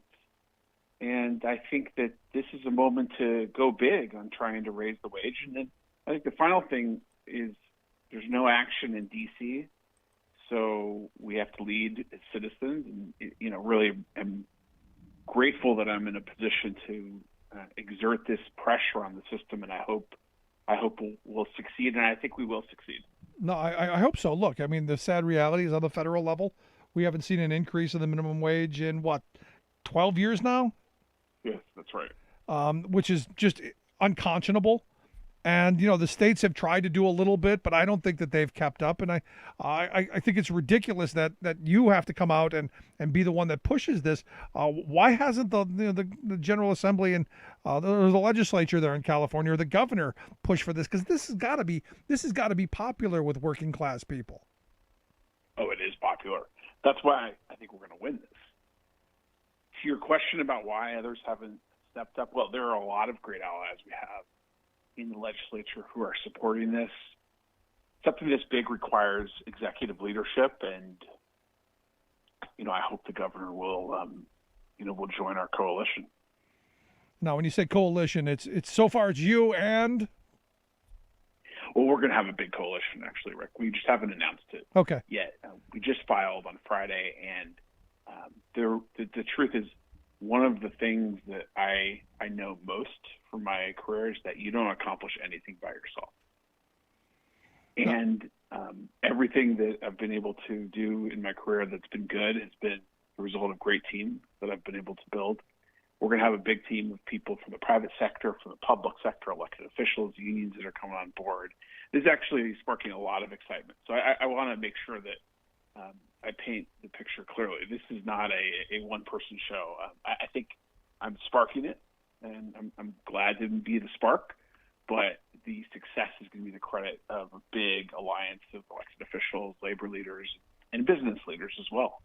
I hope business leaders, because for the longest time we've had the national the Restaurant Association coming out, the other NRA saying this is a job killer. Anytime you increase the minimum wage, Joe, it's going to kill jobs. It's going to kill jobs, Joe. You know it. Yeah, I mean, here's the problem that those cynics face is they've been using these same broken arguments now for 20 years, and I think voters have become desensitized to them. The minimum wage ballot initiative throughout the country has had great success. There's something like 14 minimum wage ballot measures that have won consecutively around the country. There hasn't been a minimum wage ballot measure that's lost anywhere in the country, I think, since 1990. And the reason is voters see that when they raise the minimum wage, what happens is not the scary things that the cynics say, but rather consumers have more money to buy life's basic needs, and businesses have more business, hire more workers, and you create a virtuous cycle. So I think they're going to have to come up with some kind of new argument, but I believe they've tried everything under the sun. And the fact is voters like a higher minimum wage because it puts more money in the pockets of people who need it. Yeah, I mean, if we can give billionaires, $2.5 trillion during the pandemic, they saw their wealth go up, and we didn't tax them anymore. If we can do that, if we can afford that, I think we can afford, the people who actually create the wealth and do the work and were the heroes during the pandemic. I think a reasonable living wage is not too much to ask. At least I don't think it is. Of course, it's not too much to ask. And, let's talk about another one of those broken arguments that really ought to be discarded into the graveyard of dumb ideas, which is this notion that if we raise the minimum wage, somehow we're going to have $30 hamburgers. Show me one place in the country that's raised the minimum wage that's selling $30 McDonald's burgers. It's just not a thing. It's this idea that the far right wing, corporatists want to propagate to scare people. And I think people have wisened up to it because, the far right has used this argument repeatedly, yet no $30 McDonald's hamburgers anywhere that I see. Yeah. Now, this is another one of those things where I like to believe that this is an issue that I do believe could unite us as a country. Look, we're so divided on so many issues. This is another one of those that I think should unite us. The right wing keeps telling us, we want people to go to work. We have to have work. I keep saying there should be reward for work. So there's some common ground. We want people to work. We want them to work hard. We want them to do a quality job, but we should also pay them a reasonable wage. I've often asked people, how much would it cost you to come just stand in my driveway? How much is your time worth? Nobody ever says $7.25. Of course. And you're right that we should be able to rally around this idea, which I think is as American as apple pie. If you work full-time, you should live with full financial security. If you work full-time, you should be able to afford life's basic needs. That should be a fundamentally popular and unanimous principle. And actually, I think outside of Washington, D.C. and some of the, echo chambers on social media, I actually think it is a pretty widely held principle. Let's look at Florida, which had a $15 ballot initiative for the minimum wage in November of 2020. 61% of Floridians voted for it. Yeah. Not often do you get 61% of Floridians agreeing on anything. That $15 minimum wage ballot measure outran President Biden by 13 percentage points. So I think we're going to actually win this in California by a pretty big margin. For all of these reasons, and we're going to campaign in a way that builds unity and consensus. Like, we're going to proactively campaign to the business community and to small businesses and medium-sized businesses in particular, because here's the fact: when we put more money in the pockets of consumers, then people have more money to spend at small businesses, and then those small businesses make more money, and they need to hire more workers. Like, we should be the party of small business. Yeah, absolutely. The monopolies, they don't need any help. No. Small businesses that have a couple of workers, they should be part of our coalition. And they should be the ones screaming for it because those are their customers. It's more money in their customers' pockets, more money in the business. This isn't difficult. This isn't rocket science. You're listening to the Rick Smith Show. We're with Joe Sanberg, progressive business leader, investor, co-founder of Aspiration Bank. All kinds of good stuff. Also, he sits on the board of the Center for Health and Democracy. He's right now spearheading a charge to raise the minimum wage to $18 an hour in California. You got a question, comment, something on your mind for Joe, give us a call, 1-866-416-RICK. That's 1-866-416-7425. Still got a couple minutes. But here's the thing, and this is where I get to this hope. The hope is that idea that work should be rewarded and respected. And I believe that a reasonable wage is part of the way that you show respect for a job. I don't know that $7.25 an hour shows any respect for folks on a job, which is why I think you're seeing a lot of people up and quitting in the jobs that we're seeing. The low pay, the poor treatment, the poor working conditions. I think we're at an interesting moment right now where I think people are going to demand it more than we need initiatives for it. I'm curious your thoughts. Well, you're right. Of course, $7.25 isn't dignified, nor is it humane, nor is it good for the economy. I return to this really simple observation that we've talked about many times. We have a consumer economy. And in a consumer economy, when people who need to buy things don't have money, you don't have a very fast-growing economy. For 30-plus years, people who've needed to buy things in our country haven't had money, And all of the money has been concentrated in the hands of people who don't need to buy anything. And as a result, you have very sluggish consumption. Yeah. No, And but they're always happy to give us credit. Always. Yeah, always. You don't need a degree in economics. You just need third-grade arithmetic to understand that if your economy is based on consumption, when you put money in the hands of the people who consume things, who need to consume things, you're going to grow a lot faster. That's what this is about. This is an economic stimulus package for California as much as it is a living wage package for workers. No, excellent point. So last question I've got for you. How do we help get this pushed along? How do people across the country help you guys in California push this through? Because look, if California does it, maybe another state's going to go that way, and maybe eventually we force the federal government to raise the wage for everybody, and we move forward for everyone. So how do we help? Well, Rick, you're really more right than you might even realize. I think some of the opposition that we're going to face here in California are going to be from groups outside of California who are concerned that if this passes here, it's going to set a trend for the rest of the country. Well, the first thing is please have me on your show again soon, because we're going to be rolling out a lot of places where you can sign up to support. We're going to need volunteers to gather signatures if you live in California. We're going to need people to phone bank to turn voters out. So anywhere in the country, when we get closer to Election Day next year, if you can make calls from your cell phone wherever you live, that would be a great way to help. And we need donors. Nothing good happens with one person. It has to be a big coalition of big donors to small donors, everyone in between. And we'll be rolling that out over the next month. And I hope I can come back on and tell you about that. Absolutely. When you got a website and a way to go, we'll most certainly get there. Because I know the NFIB and the other NRA, I know they're going to be dumping tons of money into this to try and take this down. So we're going to need people power because they got all the money. You're right. Good stuff, Joe. Appreciate the time. Again, come back as soon as you got something. Thanks a lot. Talk to you soon. Good stuff. Our good friend Joe Sanberg. No, look, at the end of the day, the National Federation of Independent Business, one of the lobby groups, the Restaurant Association, the other NRA, they're going to be spending tons of money to make sure that they can keep that $2.13 federal minimum wage for tipped employees. Did you know that's the federal minimum wage? Most people are shocked to realize that the federal minimum wage says $2.13 an hour for tipped employees. Some states have gone above that. In Pennsylvania, I think it's like $2.96 or something. Eventually, you have to get the minimum wage with tips or however they calculate it. And how one person explained it to me is whatever the check amount is. So let's say you had $100 on a check. I'm just using easy numbers because I'm not very bright. 8% of that they would take as what you should have gotten in a tip. The other goes towards taxes and whatever else. But they charge you 8%, and that's what your number is. So let's say you didn't get any tips. They think you automatically did, and let's say you didn't get the tip money that you were supposed to. You could literally be working for less than minimum wage. It is that kind of crazy how things work out.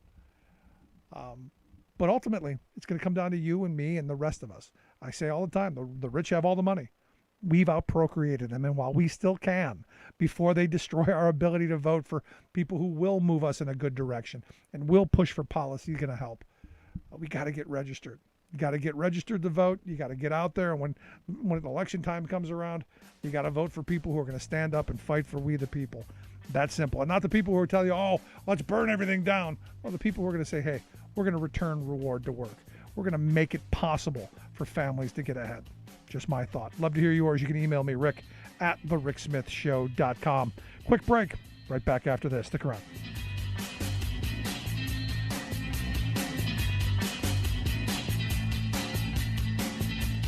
I'm Rick Smith, and this is Labor History in 2. On this day in labor history, the year was 1869. That was the day black workers met in Washington, D.C. to found the Colored National Labor Union. 214 black trade unionists hoped to work toward equal representation in the workforce. They also demanded anti-discrimination legislation, federally funded education, and the fulfillment of the promise of 40 acres and a mule for Southern farmers. 34-year-old black caulker Isaac Myers was was elected the organization's first president. He had organized black caulkers in the Chesapeake shipyards. Myers hoped to lead black workers into the National Labor Union, an early effort at building a national labor movement. National Labor Union founder William Silvis insisted there should not be distinction of race or nationality among the ranks. Myers added that white and black workers must come together in solidarity and organize for higher wages and living standards. Many members of the National Labor Union were not so progressive when it came to integrated unions. Some of these organizations had whites-only clauses in their bylaws. Others feared competition from black workers and voted not to extend membership. Myers understood the need to organize black workers. While the National Labor Union did not live up to its stated ideal of inclusion, Myers' efforts welcomed all workers regardless of race, gender, or occupation, and represented workers across 21 states. They were soon met with the full weight of resistance that hostile bosses, media, and the government brought down upon them when they tried to push for reforms of any kind. Though the colored National Labor Union soon fell into decline, black workers carried on its ideals of interracial solidarity during the Great Strikes of 1877. So did the new Knights of Labor, who insisted an injury to one is an injury to all.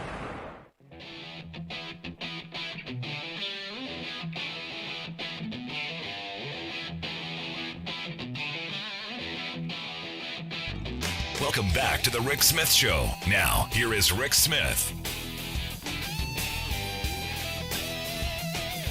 So, former Kansas Senator and presidential candidate Bob Dole died.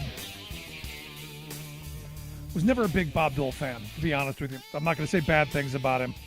He's passed. That's I wish his family the best. But he was the guy single-handedly stopped the strike replacement bill from getting through that Clinton had promised to get through. He single-handedly filibustered that, as I remember.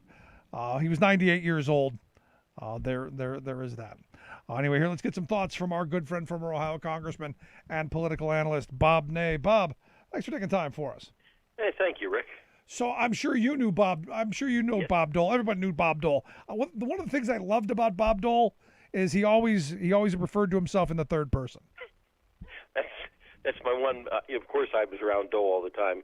He was in the Senate when I, first went into the House. But I remember when he came to see a state rep that was visiting D.C., and I went back in the Senate dining room and I said, "Hey, Tom Johnson's out here." We went into his office, Rick, and it was just the three of us sitting there. And he had a Christmas tree, and there was a fire lit in the fireplace. And he looked over at Tom and I and said, "What do you think about Bob Dole's Christmas tree?" So he did it in private as he did it in public. Always third person referral. We're just sitting there going, "Yeah, it's nice, Bob Dole. Yeah, nice Bob Dole tree." Like I said, I never really thought much of him, to be honest. I'm angry about the strike replacement thing. But like anyone who passes, right. I wish their family the best, and at this moment I've got nothing ill to say. Yeah, and he was a good veteran. Yeah, I mean, and that was the thing. I mean, he was the last presidential candidate to have been in World War II. So that's something. He was 98. Right. Let's move on. China. Interesting. There's a lot of interesting stuff going on with China. Evidently, we're not going to send diplomats to the Beijing Games, and then they, I guess, responded by saying good because there'll be less people bringing a virus into the country, which is kind of a shot to how bad we've done. Well, of course, we get back to the Olympics when Carter was president, and everybody kind of went crazy over that. The athletes didn't go. And I think in the past, too, the United States, I remember there was a minority conference in Africa, and because Cuba, through the UN, was the official host, the Congress and the administration wanted to boycott it. My thought at the time is, okay, if they like Cuba or they don't, go down and participate. Sort of like McCarthy not being on the January 6th committee, right? Right. If you're not there, you can't participate. And so I'm glad the athletes are going, but I thought it was a good move by the president to say, okay, we're going to boycott in a diplomatic way. Yeah. Of course, China's very aggressive. You know that. I know it. We've dealt with them for years, and I thought their comeback was okay, although I would like to come back and say, well, let's see, that virus kind of didn't come out of the United States. Yeah. No, I mean there's that, but at the end of the day, I'm against boycotting the Olympics. Right. Because that's supposed to be how we come together as a globe. There's a lot of messaging in that. The diplomatic stuff, fine. Keep your politics away from it. There shouldn't be that anyway.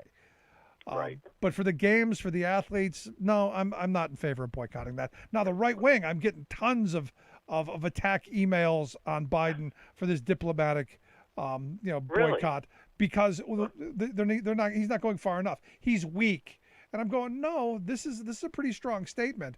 Without punishing people whose lives have been competing in these games, I in no way think that we should boycott the games on any level. Right. Just my thought. But, we also tend to, at the first blush of anger, we tend to sanction some country. I guess we could sanction about 110 if we wanted to, and we do that. And then people go, well, we've got to do this to China for the Olympics. And this is the right approach to do it. It's doing something, but it's not doing something against the athletes who have, trained hard and should go over and participate. So I think the president struck a balance. Let's talk about Dr. Fauci. Evidently, Fauci's got a little back and forth with Ron Johnson, who's hopefully soon no longer going to be a senator from Wisconsin. What's going on there? Well, Johnson's been after Fauci for quite a while. And so what Johnson is doing is he's referring back and he's trying to link during the AIDS epidemic some statements that Fauci had made.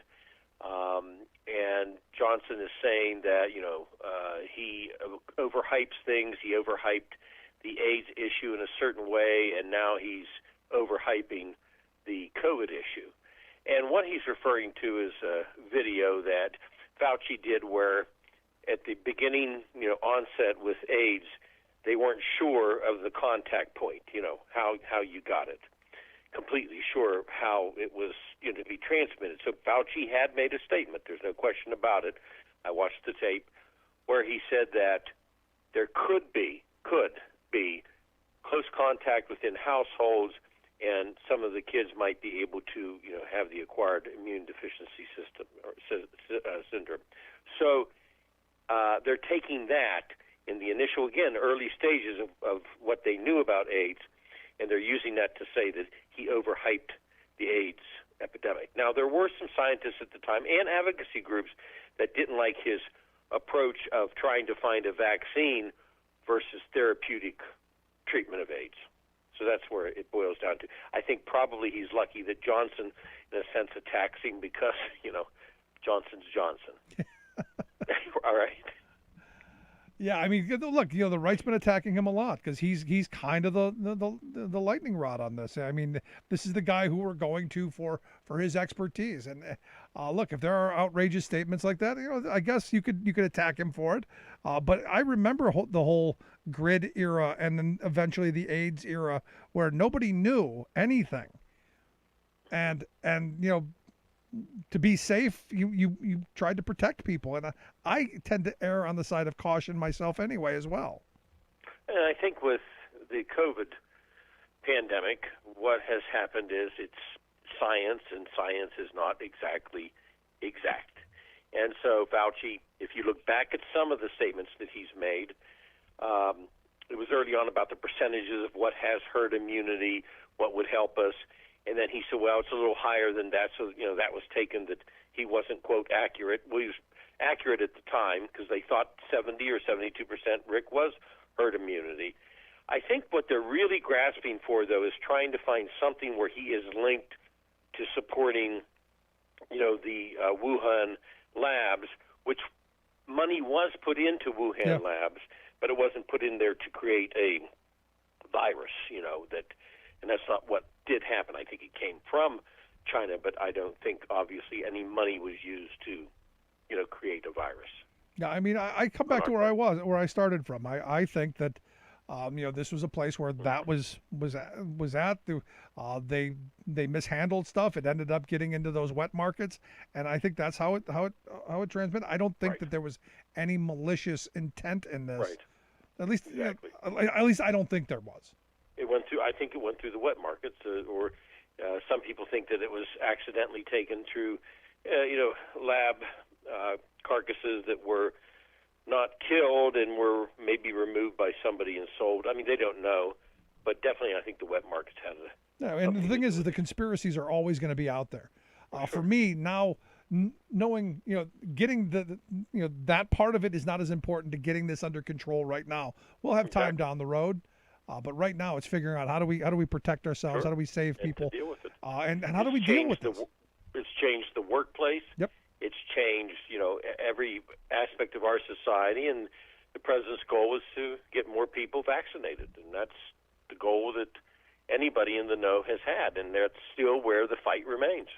What do you think of Howard Stern's comments today? What did he say? We're a country of morons. Oh, did he? He said, "Send all the unvaccinated people to Mississippi." Howard Stern's always been entertaining. In fact, one of the things that we found when Ellen Ratner was creating Talk Media News Service, we were looking at some research that showed that more of the dedicated listeners to Howard were people that hated him. So you got to give him credit. Yeah. No, I mean, I love listening to Howard. Right. I liked him better when he was on terrestrial radio, where he couldn't say things which you knew he wanted to. Now it's not as entertaining as it was, but there's something wrong with a society where the guy who was telling fart jokes is now making the most sense. Exactly. I mean, where do you go from there? I don't know. Let's talk about 2020. A lot of vulnerable Democrats going to be in 2020. What are we thinking is going to happen? Well, now this one is a potential trap for them if they're not smart about this. And the reason I mention this gives me flashbacks to I was elected in 1994. As you know, 1996 we ran and we were all being morphed into Newt Gingrich. And I can remember the battle that occurred, which is occurring now. Right now, vulnerable Democrats want less Trump talk. So they want colleagues in the Democrat National Committee, et cetera, to say less about Trump. They want to keep it contained down. Congressman Susan Wild from Pennsylvania, Democrat, had told Axios today that they're going to vote because they want to see people get stuff done, and people don't want to hear about Donald Trump. She was mentioning that. And then a rep from Georgia said all politics is local. So there's this internal struggle where they're telling the DNC, watch what you do. Now, the DNC, Democrat National Committee, Rick, as you know, is going to raise money off of going against Donald Trump. Correct. Plus, if people sit there and they shouldn't preoccupy every day with Donald Trump because there's an agenda here. Build back America, education, working rights, COVID, all these things have to be pushed by the majority in Congress. But Trump's a factor and a part of it, and he's not going to sit there silent. So there's a little struggle. But it reminds me of the Gingrich days. And what we did, look, I had a district that was 16% Republican index, 16. And I was a Republican, and they were going after Newt Gingrich. We ran our own show. I didn't rely on the Republican National Committee to quit running ads, nationally. We did our own show. Got our supporters out, who were obviously a lot of Democrats in the 16% Republican index, and we won. Now, it was the one narrow race I had, but we won. So if they want to make all politics local, then localize it yourself. And that's where they raise money. Yep. And the big key is getting people out to vote for you. Yeah, I think you need that. That getting things done locally to say, hey, look what we've done. But I also think the prospect of another term of Trump and some of the craziness that we're seeing out of the Boeberts and the Greens and the rest of them, that's got to be something you're going after. Well, yeah, they have to. Again, you don't want to become obsessed with it, and that's where I think the speaker has to be very careful about taking people off of committees. And then the Republicans string that along for 3 or 4 weeks, and then the Democrat majority kind of comes to a standstill on these things. So they have to be. There's a fine balance, I guess. Yeah. But they do have to say something. They can't sit and not say anything. Yeah. So should Boebert be tossed off of her committee? Well, you know how I feel about this. I don't think she should, and the reason I don't is let me go to the political reason first. If you're the Speaker of the House, don't do the Republicans a favor. Yep.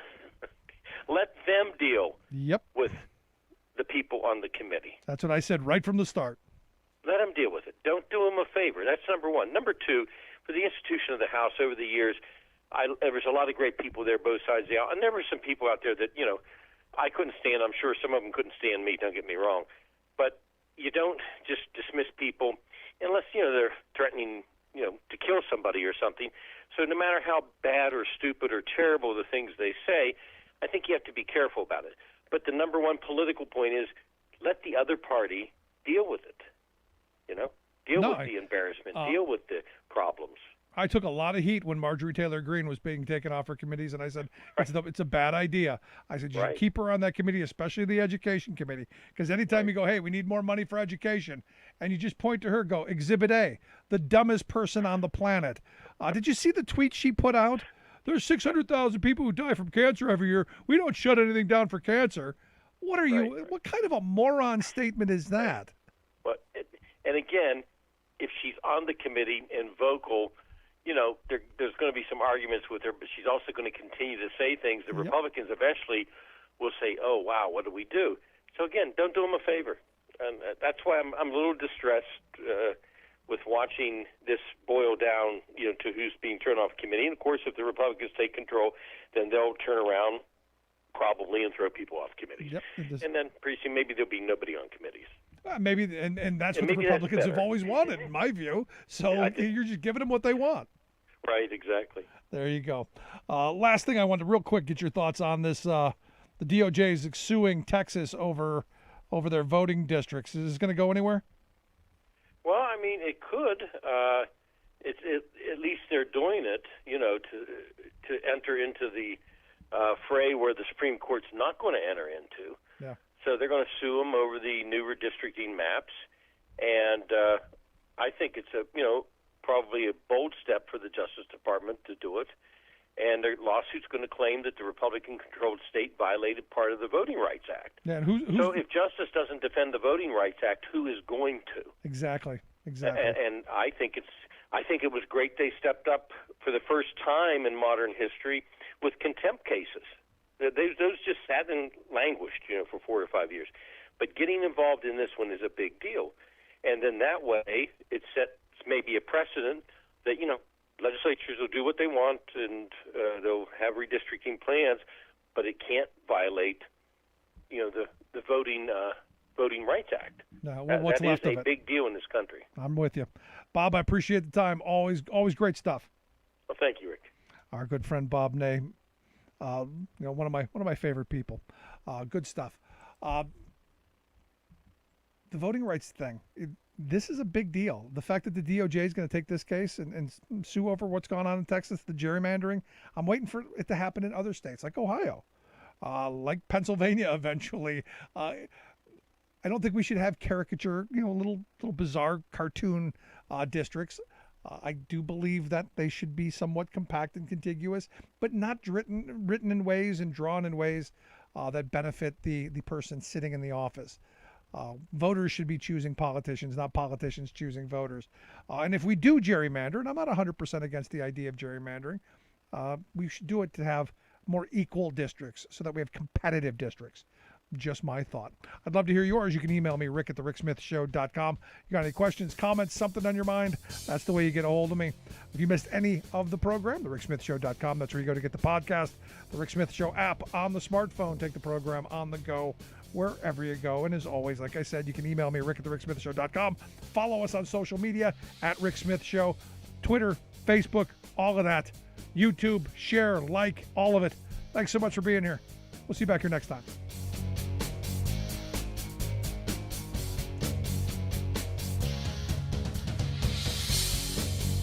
You've been listening to The Rick Smith Show.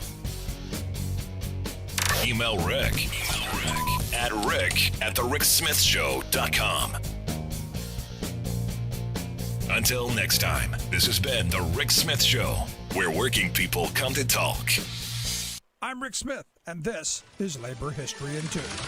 On this day in labor history, the year was 1897. London became the world's first city to license motorized taxi cabs. More than a century later, cab service has seen many changes. Today's taxi drivers are an important sector of workers trying to win union recognition. The National Taxi Workers Alliance, organized in 2014 in New York City. It is affiliated with the AFL-CIO. Traditionally, each taxi cab driver in the U.S. has been classified as an independent contractor. This means that a taxi driver union could not appeal to the National Labor Relations Board for recognition of its right to represent workers. But this didn't stop the determined taxi cab drivers. They organized their union anyway. Being a cab driver is extremely difficult. Workers are often on the streets for long hours a day, 6, sometimes 7 days a week. The U.S. Department of Labor labels taxi driving as one of the country's most dangerous professions.